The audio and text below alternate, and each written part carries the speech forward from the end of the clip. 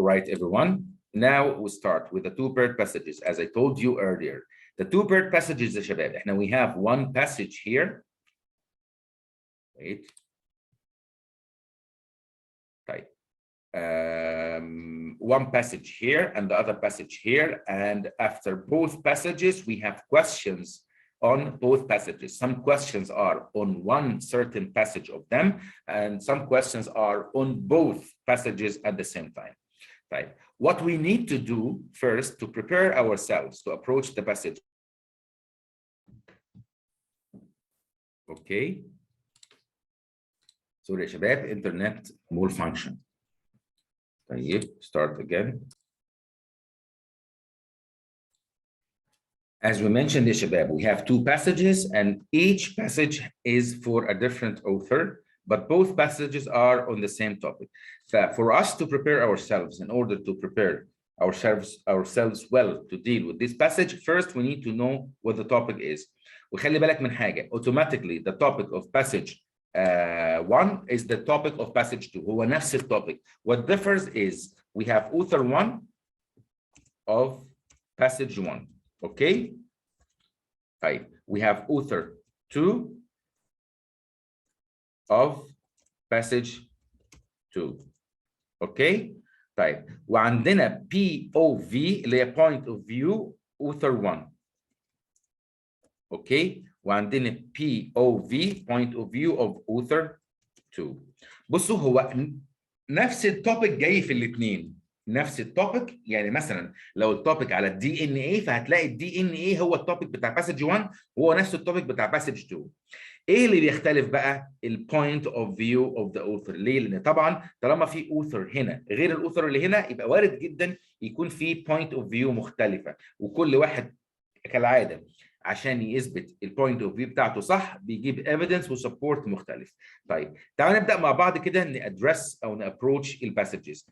From the first few lines كده يا شباب, عايزكم تقروا الفيرست few lines دي مثلا من line 1 ل line 8, line 8, وقولي بس ايه التوبيك. التوبيك عن ايه؟ يلا جو اهيد بليز.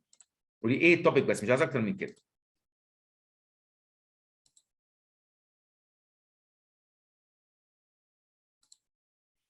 What's the topic? Yes, the main topic is about space mining يا شباب. To mine is to look for things underneath the earth, the surface of the earth, like petrol or oil or whatever materials we need to work on or we need in our lives يعني. Okay? طيب. My next question. Now we know what the topic is. وعلى فكرة automatically the topic here is the same topic here. Now we go for this. Author of passage 1. We need the point of view of the author of passage 1. يلا بقى شوفوا لي كده. Whether this man or this woman here, the author here, is with or against space mining. هنفهم ده منين؟ من الايفيدنس والسبورت اللي بيعمله. لو اتكلم in favor of it, لو mention some advantages يبقى طبيعي معاه. لو mention disadvantages يبقى طبيعي مش معاه. اقروا كده quickly the first passage, just quick reading, مش لازم details خالص, ونفهم بعدها whether this author is with or against space mining. يلا good luck. انا عايز الاجابه على question بس, with or against. Okay يا شباب, does everybody agree that the author of passage 1 is with the idea of space mining? طيب, can somebody يعني give me, yes, can somebody give me an evidence, يعني اديني كده line اللي منه تفهم ان author 1 is supporting the idea of space mining. اي لاين, هو في كتير بس انا عايز لاين يعرفني انت فهمت صح ولا غلط. Can somebody bring an evidence? line A.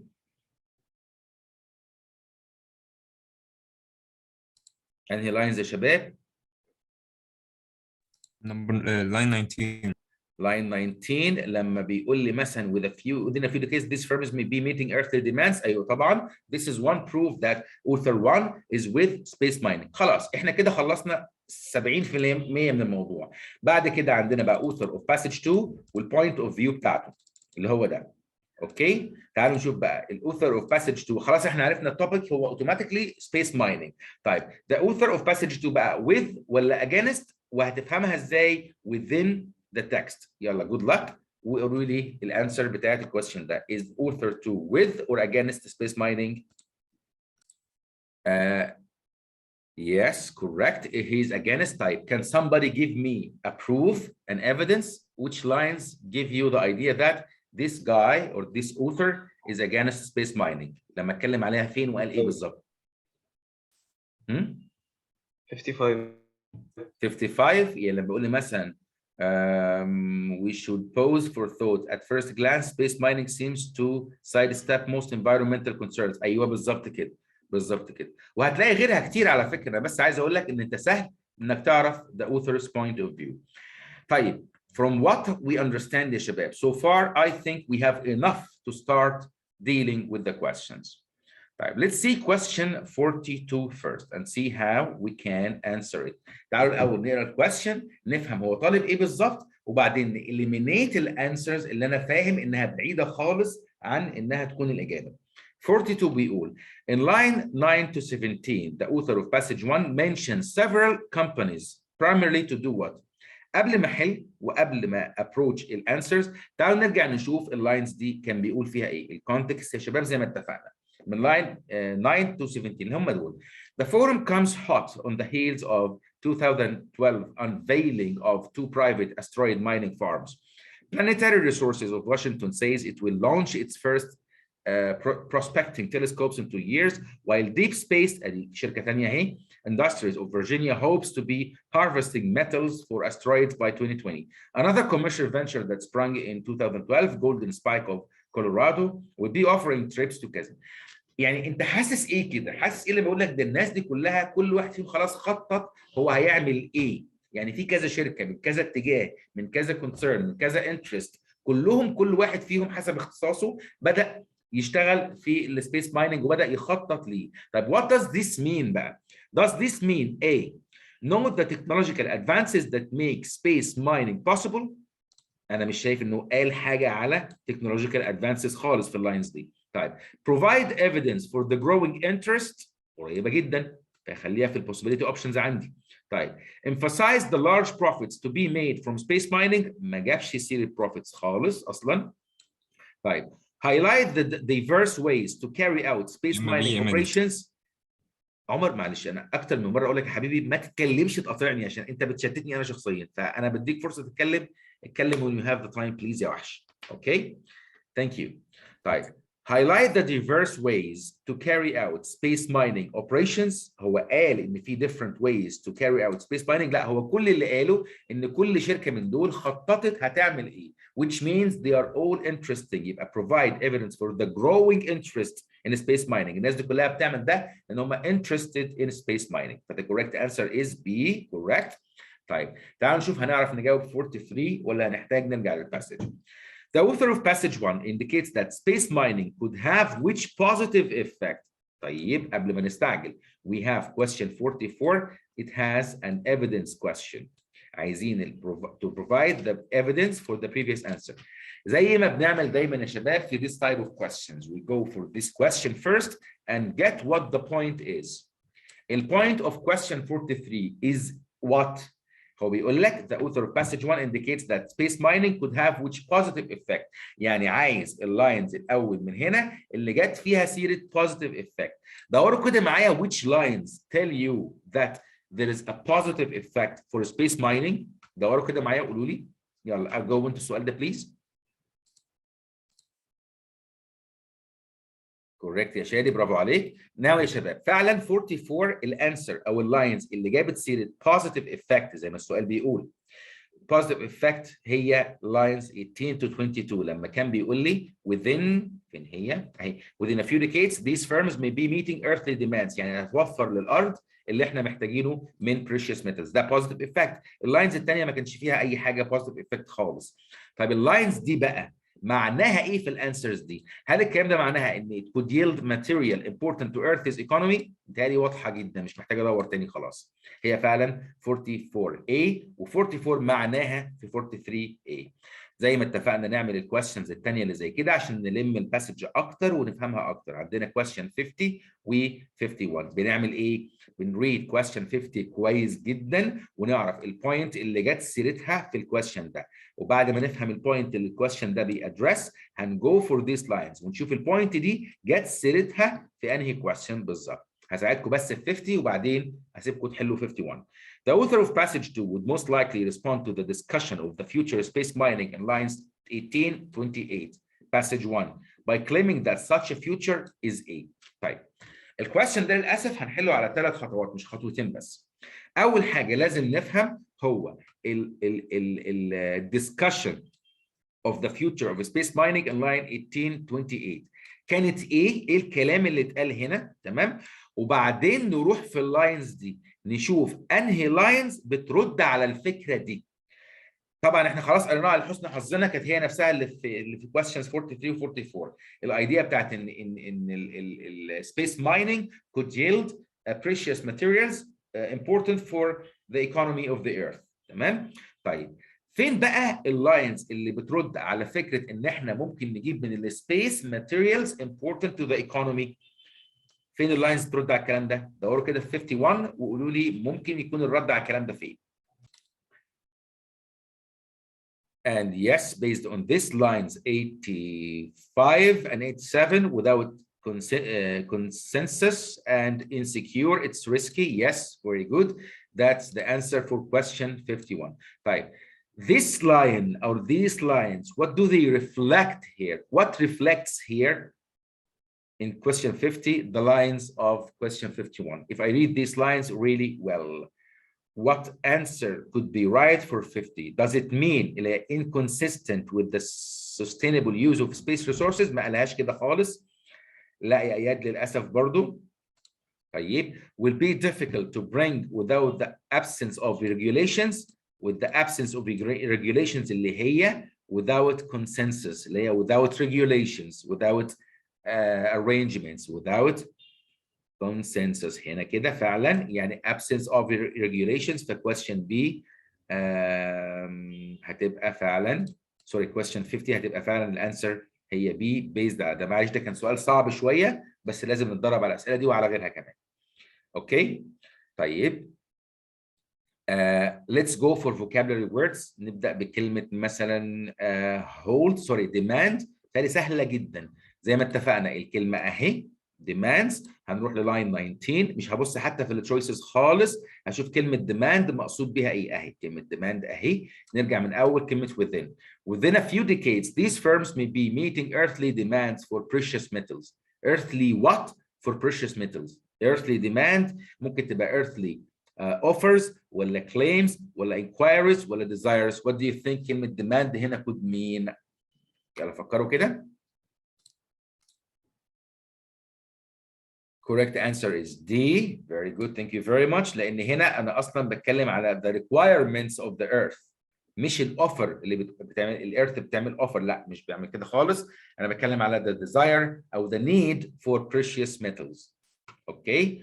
طيب تعالوا نجرب في فوكاب تانية. كلمة hold هنا مش هبص خالص هنا، ماليش دعوه بهنا ان هنا مش هفهمه غير لما افهم الword in the context. What does the vocabulary word mean in the context؟ تعالوا نشوف كده في line 68 كلمه hold مقصود بيها ايه؟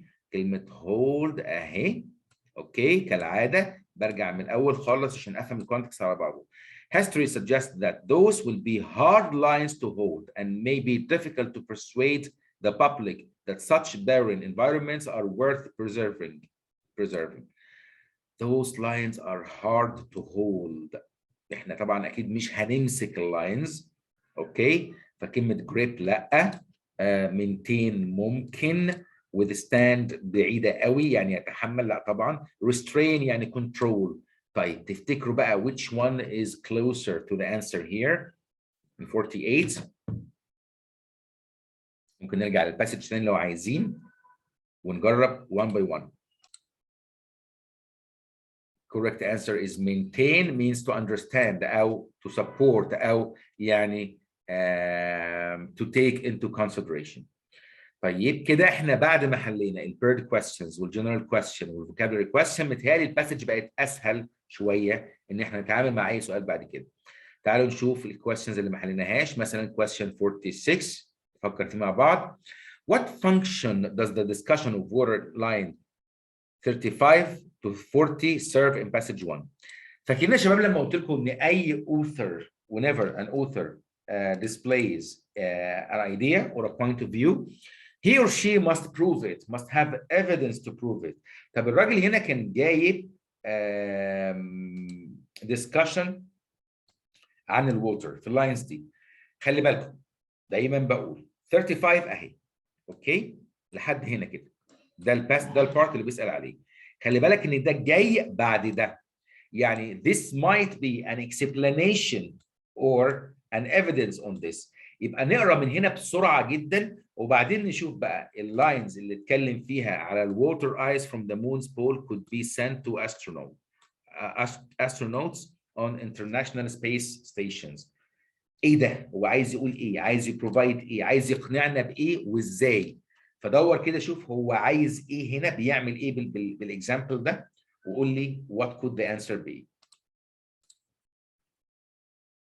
The lions. اوكي يا شادي، اوكي يا شادي، ما انت قلت اوكي يا حبيبي. yes correct very good، والله قلت very good. طيب 46 يا شباب، اللاينز اللي بيسأل عليها هو جابها ليه؟ اهي water ice from the moon's poles. طبعا معلش انا لسه ما سمعتش. اوكي يا حبيبي. طيب نرجع كده للاول هنشوف in this scenario water mined from other words could become the most desired commodity. In the desert, what's worth more, a kilogram of gold or a kilogram of water? Asks Chris Zanke of مش عارف مين KK. Gold is useless, water will let you live. بعد كده بقى بدأ يجيب اللاينز اللي احنا بنسأل عليها. Water ice from the moon's poles could be sent to astronauts in the International Space Station for drinking. تمام. Or as a radiation shield, splitting water into oxygen and hydrogen makes spacecraft fuel, so ice-rich asteroids could become interplanetary refueling stations. هو هنا عمال بص يقول لك فوائد كتير قوي للووتر from the moon's poles. يعني اهو انا لما اكون بحببك في حاجه بقول لك على advantages او البوزيتيف بوينتس اللي فيها، يبقى هو بيعمل ايه بقى؟ It offers hypothetical examples supporting a claim made in the previous paragraph اللي هي فكره ان الwater from the moon is important، وحتى الفكره الاكبر اللي هي space mining is beneficial in different ways. فده كان an example on the benefits of space mining. Question 47. The central claim of passage 2 is that space mining has positive potential but فاكرين كده بقى الراجل كان بيقول لك ماشي هو ممكن يكون له positive potential في passage 2 الكلام ده but ايه؟ يبقى تعالوا نشوف الحته اللي جاب فيها سيره البوزيتيفيتي وقال ايه بعد البوزيتيفيتي but ايه بقى؟ يلا فكروا كده فيها و let's discuss it when you're done. The correct answer for 47 is B. Very good. Its effects should be thoughtfully considered before it becomes a reality. إنه هنا من أول حتى كلامه خالص كان بيقول إيه؟ The motivation for deep space travel is shifting from discovery to economics. The past year has okay ماشي but before the miners start firing up their rockets, we should pause for thought. يعني ايه؟ يعني stop and consider things. At first glance, space mining seems to sidestep most environmental concerns. There is probably no life on asteroids and thus no habitats to trash, but its consequences both here on Earth and space merit careful consideration. كل ده اهو يعني احنا we need to consider things before we start this project. Yes اللي هي معناها في question اصلا question أيه its effect should be thoughtfully considered before it becomes a reality. لازم نفكر قبل ما ناخد قرار ونشتغل في الكلام ده. فاحنا كده almost finished the passage يا شباب. 2 passages. مش مهم نحل الكويستشنز اللي باقيه، احنا بس كنا بنتدرب على how to approach a 2-paired passage question. fine.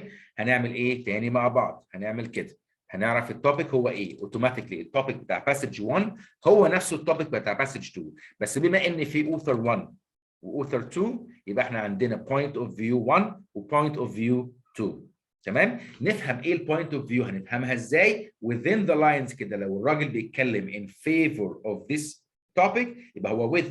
لو بيتكلم بيجيب سيره disadvantages وchallenges وكده يبقى هو against. تمام. فده اللي هنفهمه وبعدين نبدا نتعامل مع الاسئله، ولما نحتاج نرجع للباسج هنبقى عارفين احنا رايحين نرجع فين. Now I'm leaving you with the coming 2 paired passages. Okay. passage هنا اللي هي the mental consequences of our online info crunching. تمام. والباسج اللي بعدها في البيج الثانيه، وهنبدا الكويستشنز من 22 لحد questions 33 وبعدين ندiscuss your answers. يلا good luck. I'm waiting for you when you're done.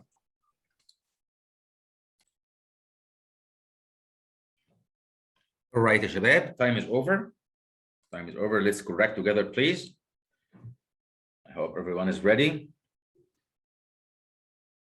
Okay. 22C. Okay. 22C. 23A. 24B. 25C. 26B. 27D. 28D. 29D. 30B. 31B.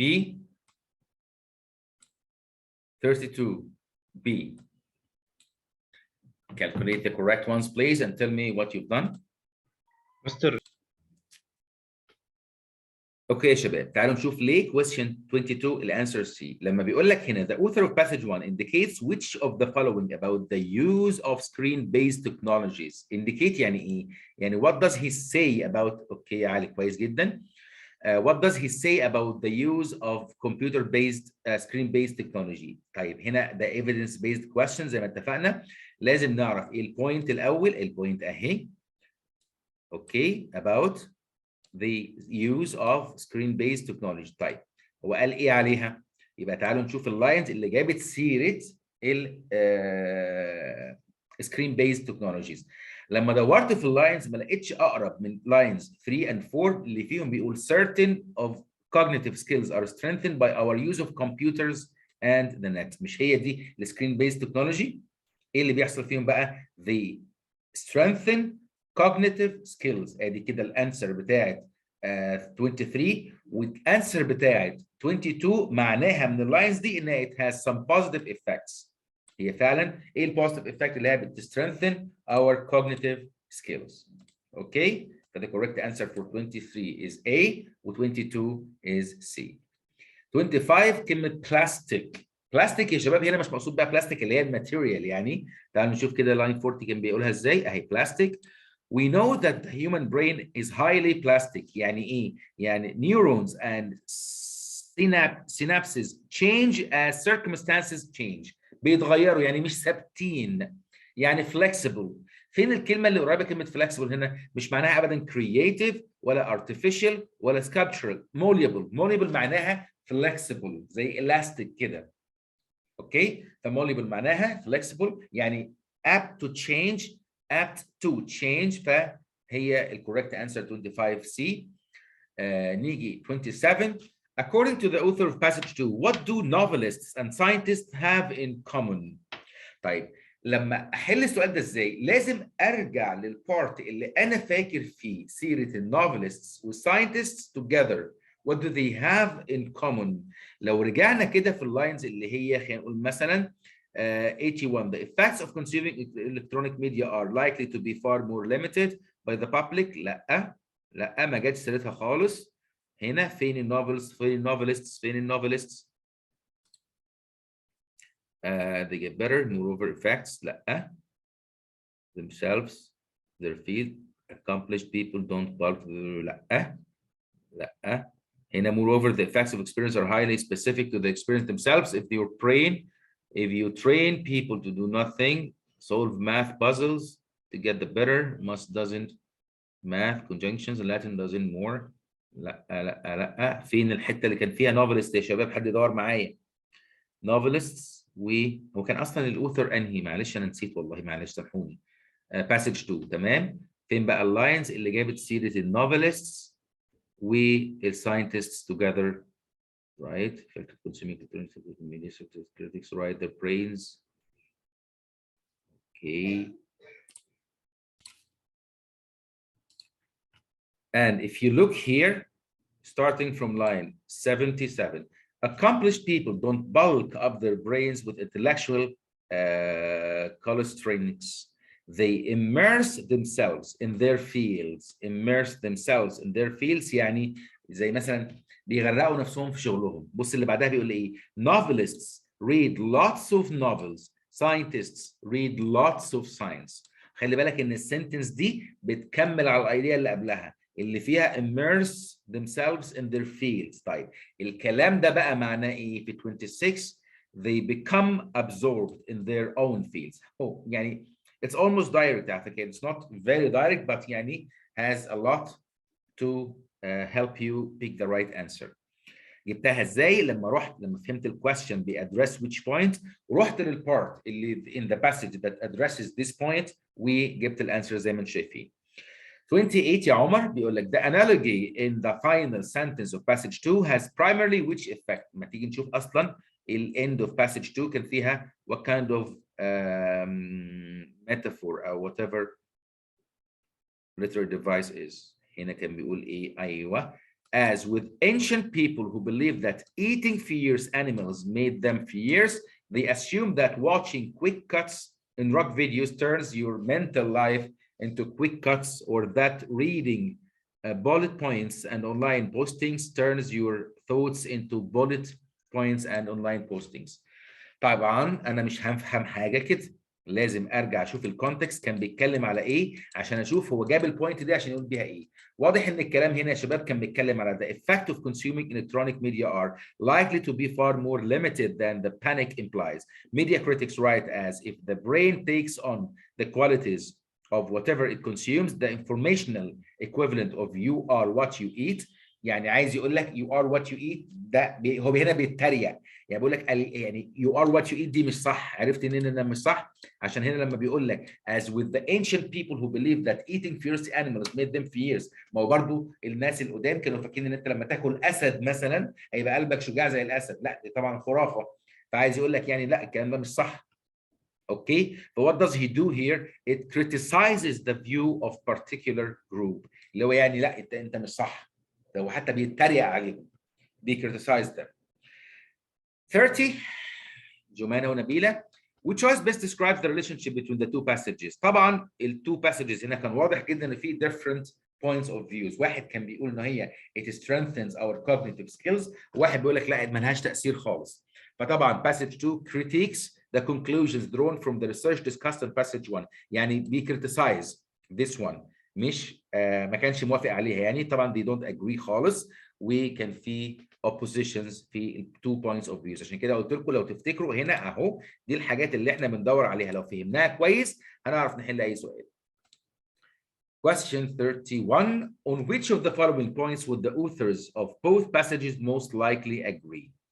يبقى لازم ادور في اللاينز اللي فيها something that agrees. sorry passage 2 لا sorry دي ما كانش evidence based question. طيب انا فاكر ان passage 1 بتقول لي ان using screen based technology strengthens the brain، وباسج 2 بيقول لك ملهاش اي لازمه، ما بيأثرش خالص لا بالسلب ولا بالايجاب، ده بالعكس ممكن يضعف الكوجنيتيف سكيلز بتاعتنا. ف those who criticize consumers of electronic media tend to overreact in their criticism. هو فعلا دي الحاجه الوحيده اللي اتفقوا عليها. طب هقول لك على حاجه، الكويستشن هنا بيقول لك هم بيأجري على ايه؟ تمام؟ الكويستشن ده سهل ليه يا شباب؟ لان انا طالما فاهم what the passage is about what both passages are about، تمام؟ هعرف استبعد الحاجات اللي هي ملهاش علاقه ب what the main idea of each passage is. تعال نشوف ايه كده. Computer savvy children tend to demonstrate better. لا طبعا هم ما اتفقوش على حاجه زي كده، ولا اتفقوا ان improved visual spatial skills spatial skills do not generalize to improve. لا طبعا واحد فيهم كان بيقول حاجه والتاني بيقول عكسها. Internet users are unlikely to prefer reading on screens. ما قالش اصلا حاجه زي كده خالص whether they prefer or not. تمام؟ ف those who criticize consumers of electronic media tend to overreact in their criticism. هو ده فعلا اقرب حاجه ممكن يكون both authors بيأجري عليها. اوكي يا شباب؟ fine. Any question؟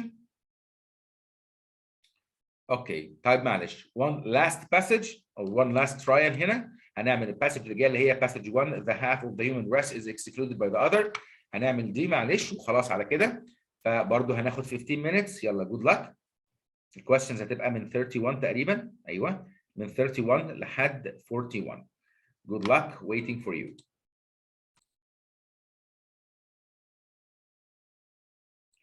All right, everyone, time is over. Time is over. Let's see the correct answers. Yes, starting from question 31. All right. 31, B. 32, C.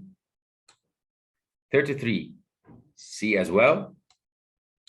34, D. 35, C. 36, A. 37, D. 38, C. 39, A. 40, D. 41, A.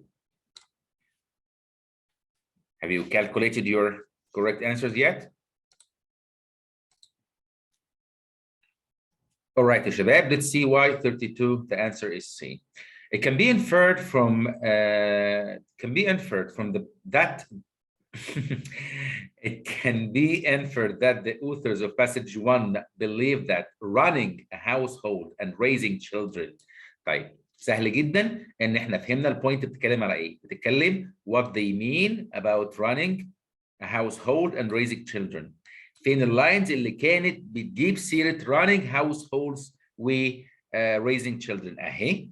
تمام؟ لاين 25 ل 30. تعالوا نشوف كده ونتشيك. 25 ل 30 اهي. It is not apparent that their delicate constitutions, their peaceful inclinations, and the many duties of motherhood set them apart from strenuous habits and onerous duties, and summon them to gentle occupations and the cares of the home. تمام؟ وقبلها كان بيتكلم here we must seek their interests in the wishes of nature. It's not apparent that their delicate constitutions, their peaceful inclinations, and the many duties of motherhood. هي جت هنا اهي. هي دي كده the many duties of motherhood. Okay? Cannot ايه بقى؟ أو shall not ايه؟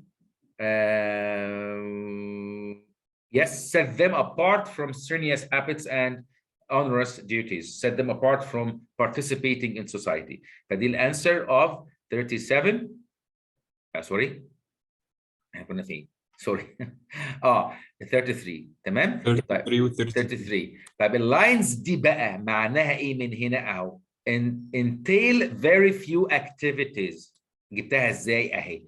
set them apart from strenuous habits. اللي هي معناها in other words entail very few activities that are difficult or unpleasant. هي دي معنى اللاينز بتاعت 33. اوكي؟ طيب نيجي بعد انا كده. عملت 33 صح بس 30. يبقى كنت محتاج يا عمر تقرا اللاينز كويس، يعني تقراها تفهمها اكتر وتشوف ايه اللي شبهها من هنا او ايه اللي بيترجمها من هنا. اوكي؟ محتاج تبذل مجهود في دي اكتر شويه. ماشي. اوكي يا حبيبي. طيب 36 يا شباب.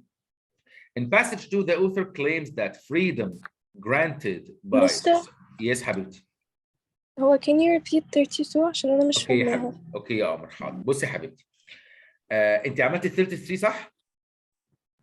جبت 32 33 الاتنين غلط. طيب يا حبيبتي بصي يا قمر من الاول خالص اهو عشان نفهم، عشان خاطر عيون الانسه بلبل اللي بتشرفنا كل فتره. يلا يا حبيبتي بصي يا قمر. زي ما اتفقنا يا نبيله في الايفيدنس بيست كويستشنز يا شباب احنا بنعمل ايه؟ احنا first we get to know what the point addressed here is. البوينت بتتكلم عن ايه؟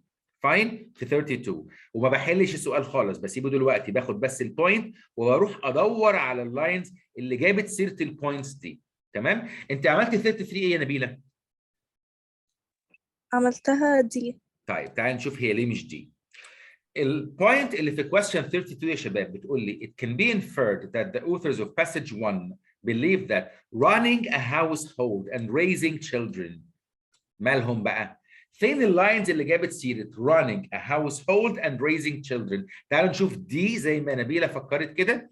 اللي هي 30 lines 30 30 30. Okay, and is it not evident that the great conserving principle of societies, which makes the division of powers a source of harmony, has been expressed and revealed by nature itself when it divided the functions of two sexes in so obviously distinct manners or manner؟ طبعا ما فيش اي سيره household ولا raising children هنا خالص يا نبيل. خدت بالك؟ طيب بص بقى اللاينز اللي في سي اللي هي is it not apparent that their delicate constitutions, their peaceful inclinations. بص لحد هنا ما جاتش سيره household or raising children، تمام؟ بس بص لما اكمل and the many duties of motherhood. بص جت فين؟ جت مستخبيه شويه. motherhood اللي هي raising children ايوه keeping ايوه house. تمام. فهمتيها؟ بالظبط كده. اه فدي ايوه اللاينز بالظبط، دي اللاينز اللي جابت سيره البوينت اللي addressed في 32. واللاينز دي معناها ان هم they entail them very entail very few activities that are difficult to, or unpleasant. جبتها منين؟ اهو ان المotherhood او الاكتيفيتيز دي set them apart from strenuous habits and onerous duties. اوكي؟ تمام. ده Yes, معناه. thank you. You're welcome يا عمر. طيب نيجي بعد كده ل 36. 36 بيقول in passage 2 the author claims that freedom granted by society's leader have ايه؟ برضه نفس الفكره يا شباب. هو بيتكلم في passage 2 على ال freedom that has been granted by society's leader. فين اللاينز اللي جابت سيره الفريدم اللي granted by society's leaders؟ اهي في line 72 to 75. تعال نشوفها كده مع بعض. Consider I address you as a legislator. Legislator ده اللي هم من leaders، تمام؟ Where when men contend for their freedom and to be allowed to judge for themselves respecting their own happiness, it be not inconsistent and unjust to subjugate women, even though you may firmly believe that you are acting in the manner of best calculated to promote their happiness. Get fin certain freedom, get in a happiness, judge for themselves, respecting is not consistent, judge okay, firmly believe acting manners in freedom. Okay, their freedom. تمام. What does this mean بقى from the lines here؟ احنا قلنا 38 خلاص هتبقى sorry 37 هتبقى D. Okay, these lines mean privileged one gender over the other. اهي فعلا لان الليجيسليتورز هنا اللي هم الليدرز اللي جاب سيرتهم في السؤال اهي.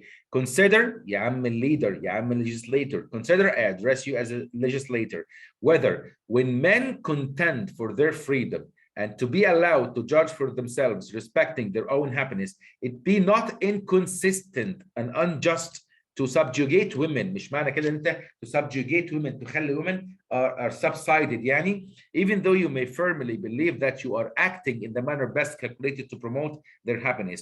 Who made man the exclusive judge؟ لو كملت هتلاقي البوينت وضحت اكتر. If women partake with him the gift of reason. But this is the only explanation of the lines in 37. That's why 36 is A. 38, line 61, 65, the author of passage 2 refers to a statement made in passage 1 in order to do what? طيب. Line 61 to 65, as the question explains, it tells you that it refers, lines D, بتrefer a statement made in passage 1. يبقى لازم نروح ل 61, 65 نشوف what this reference was like. معلش طالما قال لي 61 هنقرا الحته دي كده مش هنخسر حاجه عشان بس نفهم الكونتكست على بعضه.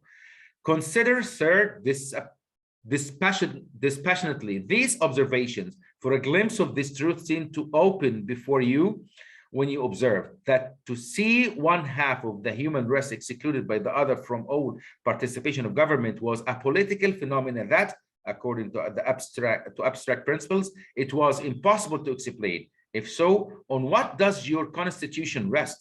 If the abstract rights of man will bear discussion and explanation, those of women, by a variety of reasoning, will not shrink from the same test. يعني اشمعنى بقى المان ليه حقوق في الكونستيتيوشنز؟ لو هو ليه حق في ده يبقى the women should be like this. لان انت لو بتفكر ان المن هيبقى لهم حقوق constitutionally تمام؟ فلو انت بتفكر في الهيومن رايتس في الكونستيتيوشن وقلت المين ليهم حقوق دي، يبقى برضه الكونستيتيوشن ده لازم تكونسيدر women's right as well.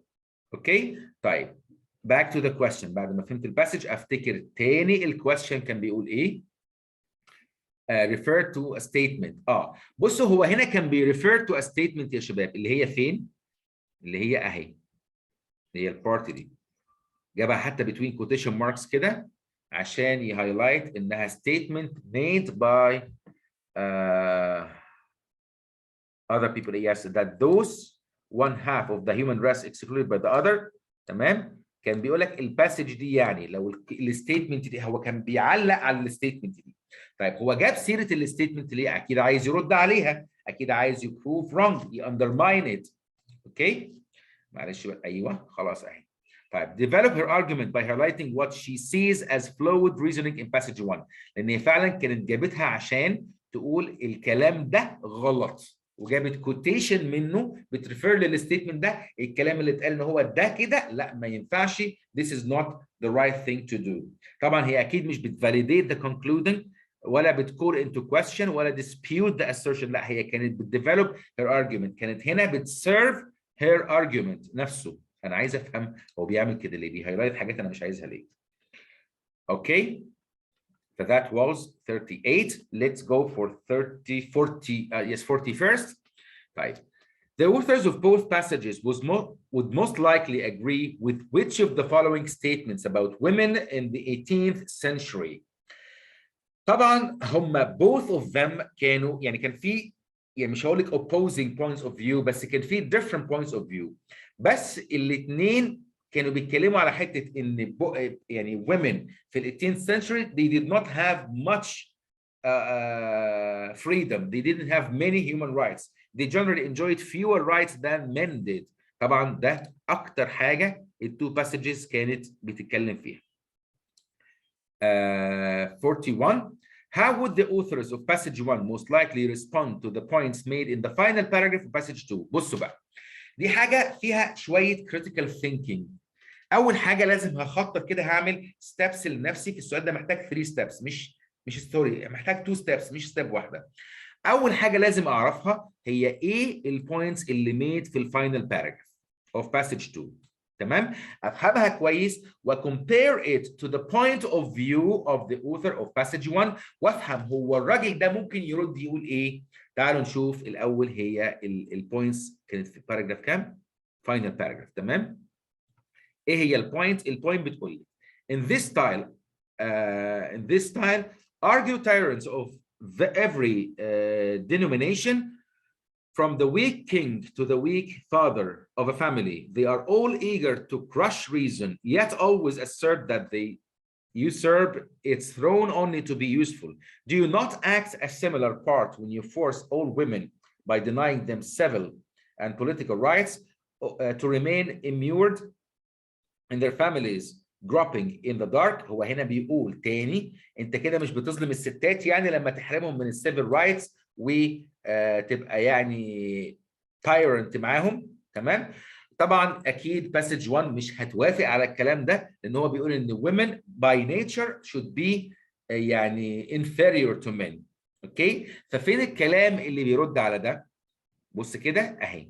Women are not naturally suited for exercise of civil and political rights. هو ده فعلا كان كلامه، بيقول لك لا ده هو الومن بطبيعتهم مش كده، لان حتى في اول الباسج خالص كان بيقول لك ايه؟ بص كده that half of the human race is excluded by the other half from any participation in government, that they are native by birth but foreign by law in the very land where they were born, and that they are property owners yet have no direct influence or representations, are all political phenomena apparently impossible to explain on abstract principle.